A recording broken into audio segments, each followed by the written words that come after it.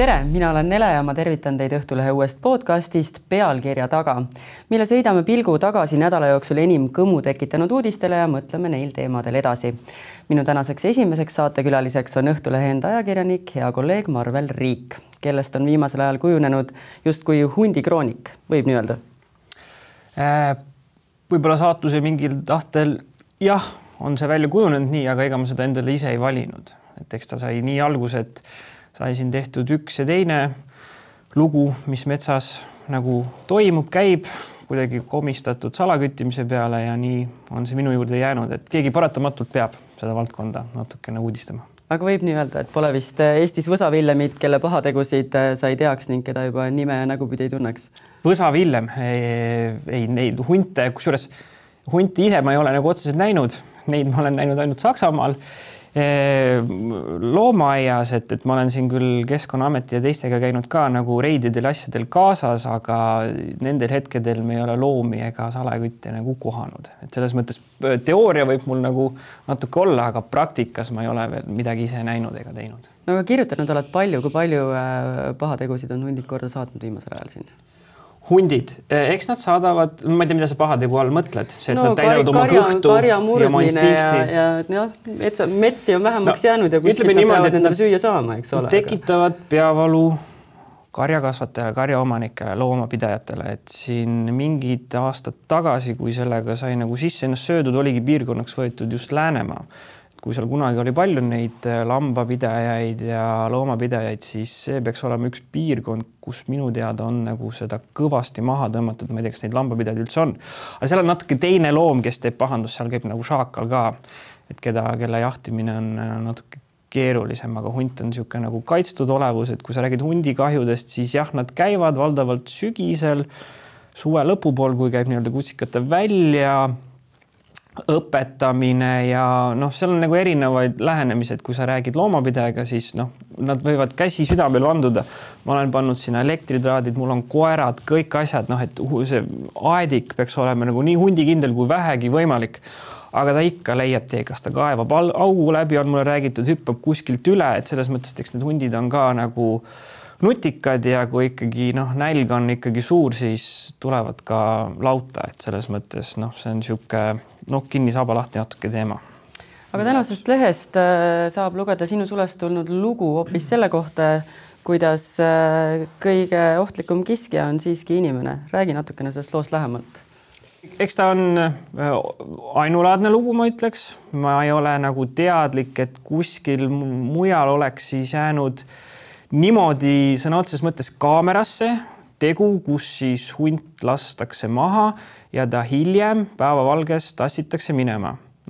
Lask tehti siis pimedas öös ja tassiti minema varajases hommikutunnil.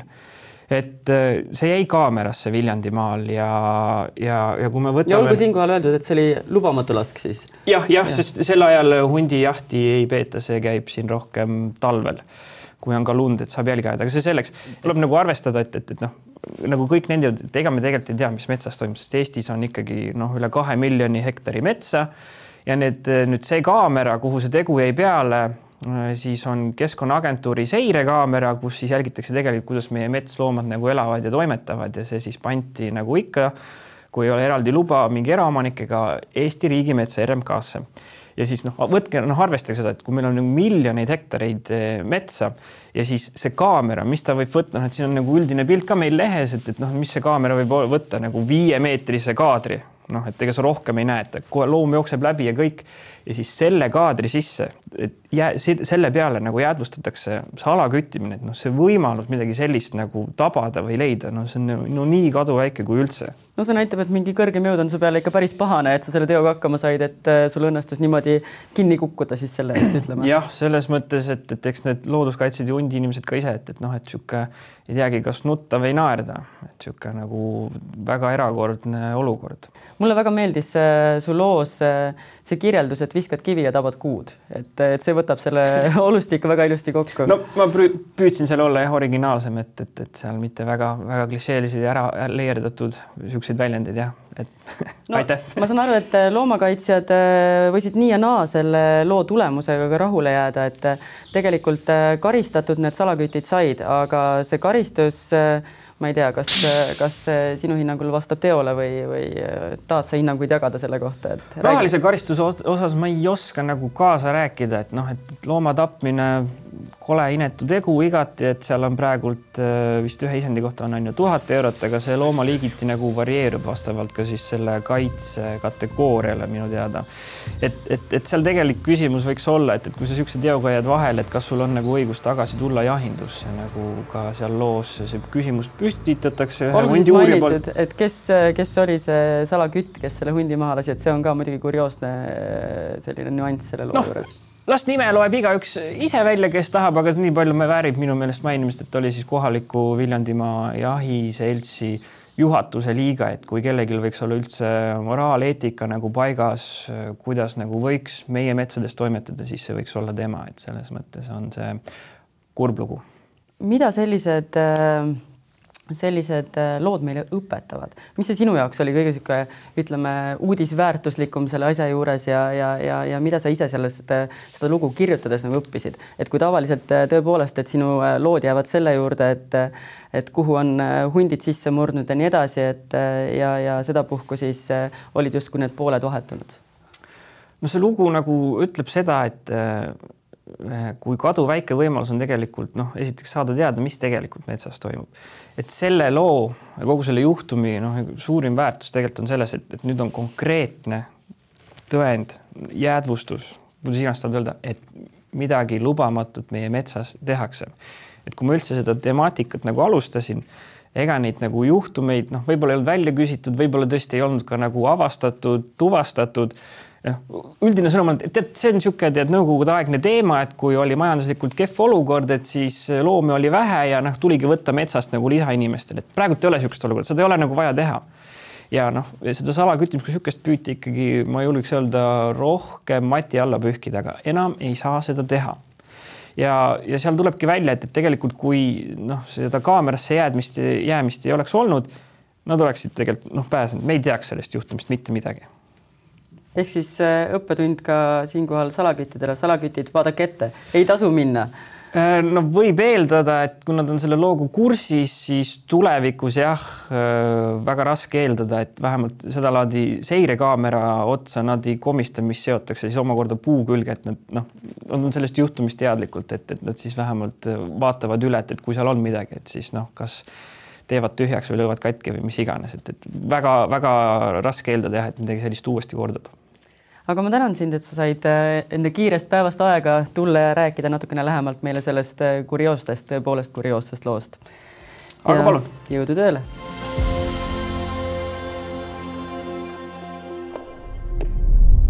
Samal ajal, kui Tallinna Raekoja platsil tähistatakse täna Euroopa päeva, seisavad narvalased sõna otseses mõttes silmitsi Vene propagandaga, kuna idanaaber tähistab oma võidupüha ning on suunanud ekraanid, kus kantakse üle sel puhul toimuvat kontserti just nimelt Eesti poole.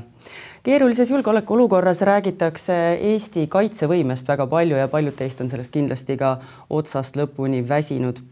Seetõttu palume enda tänasel saatekülalisel, kes meile Eesti julgeolekuolukorda ning kaitsevõimet kommenteerib, püsida enda vastustes väga konkreetne. Saatekülaliseks on meil kaitseminister Hanno Pevkur. Tervist. Härra minister, et säästa teie ning vaatajate aega, siis oleme moodustanud teile 6 kas-küsimust, millele soovime väga konkreetseid vastuseid lühidalt sõnastatud. Alustame. Kas Eesti on täna andnud endast kõik oma julgeoleku tagamiseks või oleme mingite sammudega siiski hiljaks jäänud ja lohistame jalgu? Me oleme teinud maksimumi, kui me võtame, et 2022, kui Ukraina sõda täiemahuliselt sai alguse, oli meie kaitse-eelarve 700 miljonit, 780 miljonit, siis järgmisel aastal me jõuame juba 2,4 miljardini. Raha ei ole ainult oluline, inimesed ka, aga nendes oludes oleme me teinud maksimumi ja me jätkame selle tegemist. Kas me oleme selle maksimumi teinud praegu kiirustades või on sellega tegeletud järjepidevalt? järjepidevalt julgeolekuolukord ei nõudnud, et me oleks pidanud varasemalt rohkem panema, et me oleme olnud alates NATO-ga liitumisest 2% tasemel, alates 2022. aastast, kui täiemahuline sõda algas. Me oleme järjepidevalt rahastamist suurendanud, järgmisel aastal jõuame 5,4%-ni ja loomulikult me peame sellele tasemele jääma pikemalt. See on väga suur pingutus Eesti rahvale, ma usun, et Eesti rahvas toetab seda. Kas suhtluses idanaabriga on tehtud vigu? Idanaaber on teinud vigu. Idanaaber on muutunud pärast Nõukogude Liidu lagunemist totaalselt. Kui esimene kümnend oli selline, kus oli loota, et idanaabrist võib saata demokraatlik riik, kellega on võimalik asju ajada, siis pärast Vladimir Putini võimule tulekut on lehed pöördunud ja idanaaber on muutunud väga agressiivseks. Gruusia ründamine, Krimmi sissetung, täiemahuline sõda Ukrainas. Need on ainult üksikud näited. Kas lähiaastatel on sõjaoht Eesti jaoks reaalne? Oht ja realiseerumine on erinevad asjad. Meie oleme realistid. Me peame lähtuma sellest, mida idanaaber teeb. Me teame, et ta suurendab oma kohalolekut meie piiride taga. Seetõttu peame ka meie koos liitlaste tegema oluliselt rohkem ja seda me ka teeme. Kas Eesti on võimeline Ameerika abita end kaitsma? Kindlasti on. Kui Eesti vabadussõda 107 aastat tagasi puhkes ja me olime sunnitud oma riiki relvaga kaitsma, oli meil Eesti kaitsejõududest circa 2000 võitlejat, kõigil ei olnud relvasid. Me lõpetasime selle sõja võidukalt circa 50 000 võitlejaga. Meil on praegu sõjaaja koosseisus juba ligi 5000 võitlejat ja neil päevil, kui me siin praegu räägime, on üle 16 000 Eesti võitleja koos liitlastega harjutamas Vene piiri ääres Eesti kaitsmist. Kas lääne luure ja julgeolekuametnikud suudavad Venemaast sammu võrra ees püsida? Jah. Kas Ukraina sõja lõppemine lähema 2 aasta jooksul on teostatav stsenaarium? Suure tõenäosusega see sõda selles ajaperspektiivis lõpeb. Kuidas ta täpselt lõpeb ja millised on rahukõneluste lõpptulemused, seda on ära ütlemata keeruline hetkel öelda. Meie ülesanne on toetada Ukrainat hetkel relvaabiga, pärast suure tõenäosusega ka selleks, et see rahu seal püsima jääks. Ma tänan teid, härra minister, ja ma soovin teile ilusat Euroopa päeva. Aitäh, ilusat Euroopa päeva kõigile.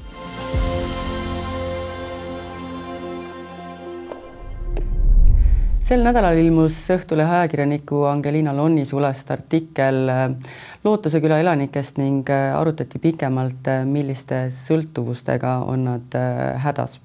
Käisime ka meie Tallinna tänaval uurimas, millised on inimeste arvates kõige rohkem ühiskonda rusuvad sõltuvused. Suurimad sõltuvused, millega see ühiskond vaevleb?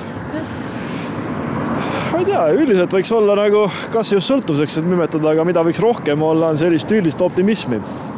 Et tegelikult, ma ei tea, meelelaad võiks parem olla. Te mõtlete siis inimeste sõltuvusi või? No, alkohoolisõltuvus, narkootikumid. Ma ei tea, need vist on peamised. Sõltuvused või? No nutisõltuvus kindlasti on suurim, ma arvan, tänapäeval. Ja eks siis on võib-olla sellised veel jubedamad narko ja alkohol. Ma ei teagi sõltuvusi. Mis see võib olla? Täiesti teie arvamus. Võib-olla nutisõltuvus. Mis on suurimad sõltuvused, millega ühiskond vaevleb? Sõltuvused. Siin pole ju igasugust, mis muudku siin, see mis üles kergitatakse, ega see mitte midagi sõltuvusi pole. Siin on igasugune töökius, ma ei tea, halduskius, pärgid, ma ei tea, mitte midagi. Minul ei ole ühtegi sõltuvust, ei oska öelda. A tutvusringkonnas ei ole kedagi, kes oleks kimpus alkoholi või suitsetamise või millegagi? Ei, ma tõesti ei oska vastata, jah. Ja teie hinnangul on eestlastel selles mõttes olukord hästi, et ei olda liiga hädas? Uudiseid vaadata siis midagi toimub, aga mina isiklikult ei tea küll midagi.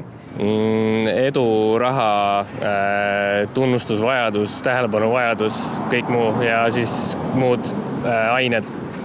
Nii et neid jagub? Jah. Kuidas nutisõltuvus teie hinnangul inimeste elusid mõjutab? Ma arvan, et seda niisugust kommuunitunnet lõhub väga palju ja inimeste vahelist seda päris suhtlemist, mis tegelikult on suurim niisugune õnne võib-olla valem. Liiga individuaalseks on läinud ja suhte teistega vabalt. Kõik kirjutavad, tekstivad, aga mitte ei räägi nagu normaalne inimene. Kas te enda tutvusringkonnast teate ka kedagi, kes on kimpus nende asjadega? No, päris täpselt ei tea, ei oska öelda. Aga kuidas nad inimeste elusid mõjutavad? No erinevalt, see oleneb inimesest ja kui sügav sõltuvus on, ma arvan. Kas eestlasi vaevavad sõltuvused? Kas eestlased vaeblevad sõltuvuste käes? Ma arvan küll, jah. Aga mitte ainult võib-olla eestlased, ma arvan, et ühiskond üleüldiselt. No mis te arvate, mis on eestlaste jaoks kõige laastavam? Sõltuvusained tervise ja psühholoogia valdkonnas, aga isiklikus psühholoogia valdkonnas siiski mingisugune kuuluvus ja muu selline pseudovajadus. Kas ise olete ka millegagi hädas? Suve sõltuvus on mul. Seda vist see aasta ära ei täida? Täidab ikka, varsti tuleb.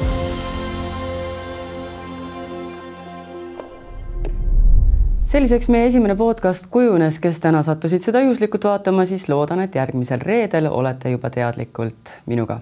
Kohtumiseni!